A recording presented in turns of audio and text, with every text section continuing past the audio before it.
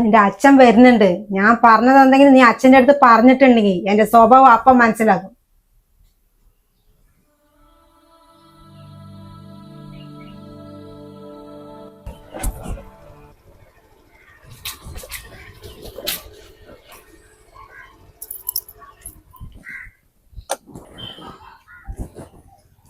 നേരത്തെ വന്നൂല്ലേ?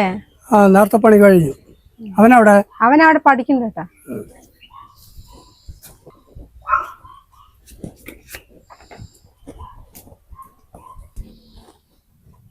ആ, എന്താടാ നിന്റെ പഠിപ്പൊക്കെ? നാളെയല്ലേ എക്സാമിന്റെ ഫീസ് അടയ്ക്കേണ്ട സമയം.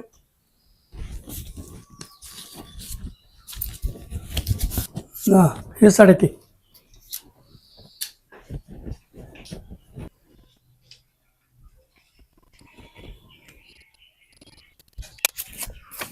ഈ പരീക്ഷ എഴുതിട്ടൊന്നും വലിയ ഗുണമൊന്നുമില്ല. ഇതേ എന്റെ ഭർത്താവിന്റെ പൈസയാണ്. ഇങ്ങോട്ട് താടാ ഇങ്ങോട്ട്.